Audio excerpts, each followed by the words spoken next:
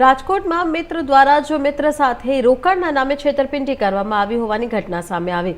રાજકોટ શહેર crime branch ખાતે વિરેન્દ્રસિંહ પરમાર દ્વારા પોતાના મિત્ર સાગર ખૂંટ તેમજ તેના માતા પિતા સહિત પરિવારના 3 જેટલા વ્યક્તિઓ વિરુદ્ધ છેતરપિંડી સહિતની કલમ અંતર્ગત ગુનો નોંધવામાં આવ્યો હતો। આરોપીઓ દ્વારા રોકડ ઉપર માસિક 4 થી 4.5% જેટલું વળતર આપવામાં આવશે તેવી લાલચ આપી વિરેન્દ્રસિંહ પરમાર તેમજ તેના મિત્રો સાથે 1.48 કરોડથી પણ વધુની છેતરપિંડી આચરવામાં આવી હોવાની પોલીસ ફરિયાદ નોંધાતા પોલીસ દ્વારા તાત્કાલિક અસરથી 2 આરોપીઓની ધરપકડ કરી લેવામાં આવી છે। ઇન્વેસ્ટમેન્ટ ફ્રોડના નામે રાજકોટ શહેર ખાતે રહેતા 4 જેટલા મિત્રો સાથે 1.48 કરોડથી પણ વધુની છેતરપિંડી આચરવામાં આવી। સમગ્ર મામલે પ્રાઇવેટ નોકરી કરનાર 28 વર્ષ વિરેન્દ્રસિંહ પરમાર દ્વારા રાજકોટ શહેરના ડીસીબી પોલીસ સ્ટેશન ખાતે બીએનએસની કલમ 316(5)(3)(5) તેમજ ગુજરાત પ્રોટેક્શન ઇન્ટરેસ્ટ ઓફ ડિપોઝિટર્સના કલમ 3 મુજબ સાગર ખૂંટ, અરવિંદ ખૂંટ, જ્યોત્સના ખૂંટ તેમજ ગૌરાંગ ખૂંટ તથા તપાસમાં ખુલે તે તમામ વિરુદ્ધ નોંધવામાં આવી ફરિયાદ।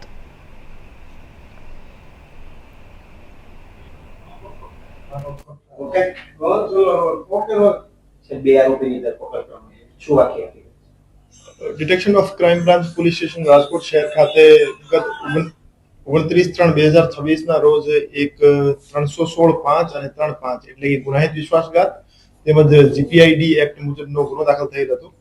એમાં ગુનામાં હકીકત એવી હતી કે મિશા ઇન્વેસ્ટમેન્ટ નામની પેઢી જે દુબઈ ખાતે રજીસ્ટર્ડ હતી એમાં ઇન્વેસ્ટમેન્ટના નામે લોકો પાસેથી પૈસા ભેગા કરવામાં આવેલ હતા અને પછી એને ઊંચો વળતર આપવાની લાલચ આપી પૈસા લઈને આરોપી નાહી ગયા હતા। તો એમાં અમારા પાસે જે ભોગ બનનાર આવ્યા એને 1,74,93,000 રૂપિયા એ પેઢીમાં ઇન્વેસ્ટ કર્યા હતા અને એની બદલામાં એને 26 લાખ વળતર આપ્યો હતો અને પછી આરોપીઓએ પોતાનો ફોન બંધ કરીને ભાગી ગયા હતા। તો એમાં કુલ 4 આરોપી છે। એ પૈકી અરવિંદભાઈ લાલજીભાઈ ખૂંટ અને ગૌરાંગ મનસુખભાઈ ખૂંટ નામના 2 આરોપી જે છે એને ઇકોનોમિક ઓફેન્સ વિંગના પીએસઆઈ શ્રી દ્વારા એની ધરપકડ કરવામાં આવેલ છે અને હાલમાં એ આરોપી પોલીસ રિમાન્ડમાં છે અને 3 દિવસના એના કસ્ટડી મેળવવામાં આવેલ છે અને આ સિવાય જે 2 નાસ્તા પડતા આરોપી છે એને પકડવા માટેની તજવીજ અત્યારે ચાલુ છે।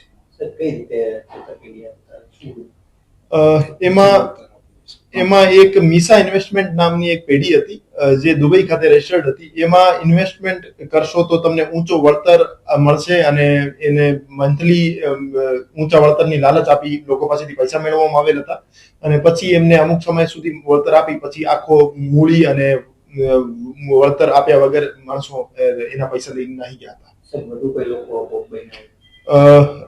હજુ સુધીની જે તપાસ છે એમાં 15 જેવા બીજા માણસોના નામ અમારા પાસે આવેલા છે જે એના પાસેથી પૈસા મેળવવામાં આવેલ હતા।